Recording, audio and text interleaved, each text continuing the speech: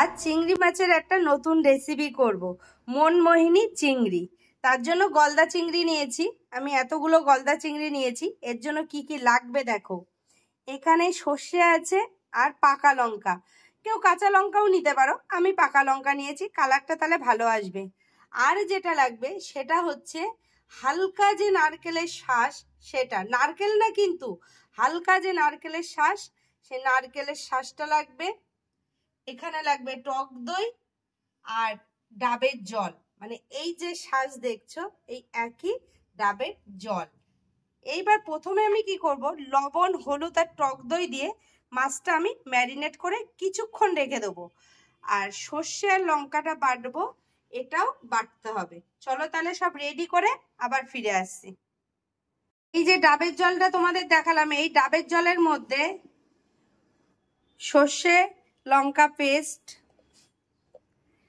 নারকেল পেস্ট আর লবণ হলুদ দিয়ে একটা মশলা তৈরি করব। মোহিনী চিংড়ি বানানোর জন্য এই যে ম্যারিনেট করা মাছ আছে টক দই লবণ হলুদ দিয়ে, এখানে কড়াইতে তেল গরম করে ফেলেছি। এই মাছগুলো ভেজে নেবো এক এক করে, মাছগুলো ভেজে তুলে নেব। মাছগুলো এপিট ওপিট করে অল্প করে ভেজে নেব। আর আমি কিন্তু ভীষণ বড় বড় গলদা চিংড়ি তা নিইনি, মিডিয়াম সাইজের যে গলদা চিংড়ি সেটাই নিয়েছি। মাছগুলো আমার ভাজা হয়ে গেছে, আমি কিন্তু অনেকক্ষণ ধরে ভেজেছি তা না, 2 মিনিট মতো ভেজেছি। এবার মাছগুলো তুলে নেব। আমি ওই একই তেলের মধ্যে অল্প টক দই দিয়ে দেব।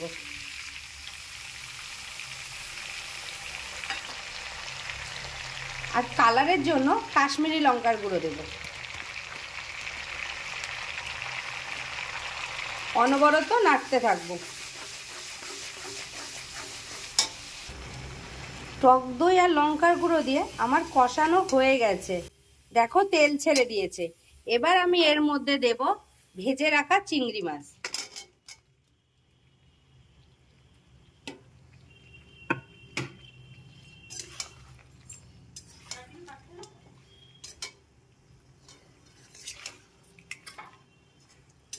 অল্প একটু নাড়াচাড়া করব, বেশিক্ষণ কষবো না, অল্প একটু কষাবো। আমার কিন্তু কষানো হয়ে গেছে, খুব বেশিক্ষণ কষাবো না। এবার সব মশলা মিশানো সর্ষে কাঁচা লঙ্কা ডাবের শাঁস ডাবের জল লবণ হলুদ সবকিছু একসঙ্গে মিশিয়ে রেখেছি, এবার এটা দিয়ে দেব।